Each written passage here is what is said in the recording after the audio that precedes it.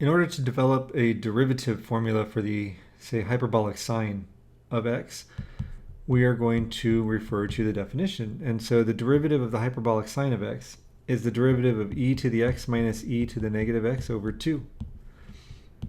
Using rules that we know regarding differentiating exponential functions and the chain rule, we can say that this turns out to be e to the x plus e to the negative x over 2, which happens to be the hyperbolic cosine of x. A similar process would yield that the derivative of the hyperbolic cosine of x is equal to the hyperbolic sine of x. This actually is easier to work with than trigonometric functions because there's no minus sign for either of these. Derivatives of the rest of the hyperbolic functions they very much parallel the derivatives of the trigonometric functions. Not exactly, but they parallel mostly.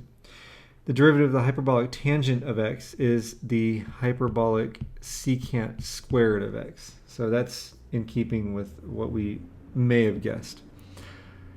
But I will say that hyperbolic sine, hyperbolic cosine, and hyperbolic tangent are the only three hyperbolic functions whose derivatives are positive, who don't have a negative sign.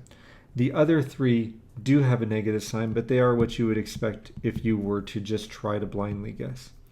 The derivative with respect to x of the hyperbolic secant of x is the negative hyperbolic secant of x times the hyperbolic tangent of x. The hyperbolic cotangent of x has a derivative that is negative hyperbolic cosecant squared of x, and the hyperbolic cosecant of x has a derivative that is negative hyperbolic cosecant times the hyperbolic cotangent of x, and I just had really bad form here.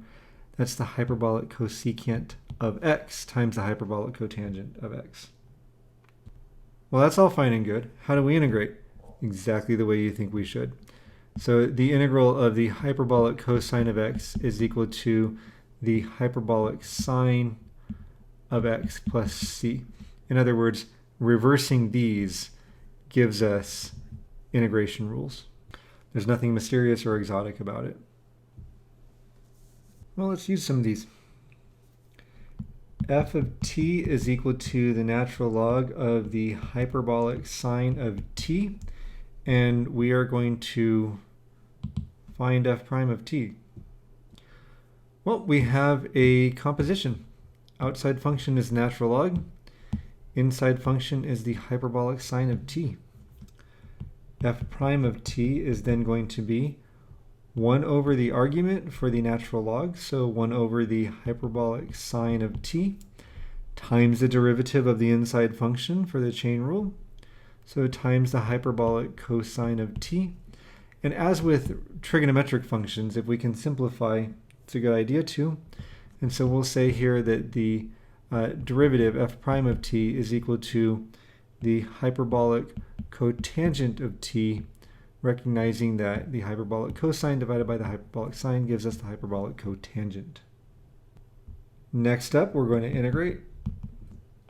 The integral of the hyperbolic secant squared of x divided by 2 plus the hyperbolic tangent of x dx.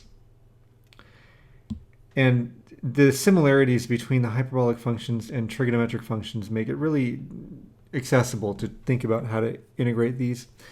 I'm noticing that the derivative of the hyperbolic tangent, which appears in the denominator, is the hyperbolic secant squared, which appears in the numerator. So I'm thinking about a substitution. So I would say that u is equal to the denominator, 2 plus the hyperbolic tangent of x, and so du is equal to the hyperbolic secant squared of x dx. So we essentially have the integral of du over u. So this integral will be the natural log of u, which is in the denominator. So the natural log of 2 plus the hyperbolic tangent of x plus c. We may be thinking, well, I need absolute values because this is a natural log. And generally speaking, yes, we do. However, you may recall from the graph of the hyperbolic tangent that its range is between -1 and 1.